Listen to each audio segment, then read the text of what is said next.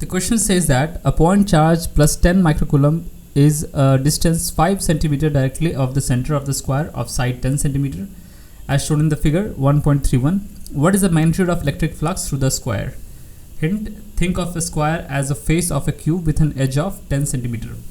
Now we are being asked about the flux through this square face of a cube, thinking of a cube.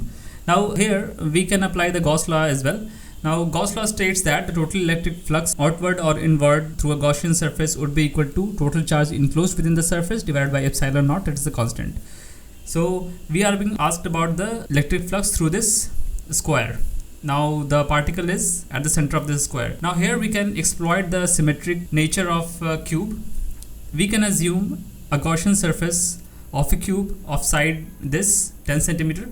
Now we can assume that the particle is inside the Gaussian volume of cube of side 10 centimeter. Now after finding out the flux toward outward, since it is a positive charge, so outward the volume, we can divide it by 6 because this square would represent one of the face of that cube. So that's how we can get the flux through this square. So using this approach, we can get the flux of the cube as 1.13 into 10 to the power 6 Newton meter square per coulomb. And since square is one of the face of the cube, we can divide it by 6.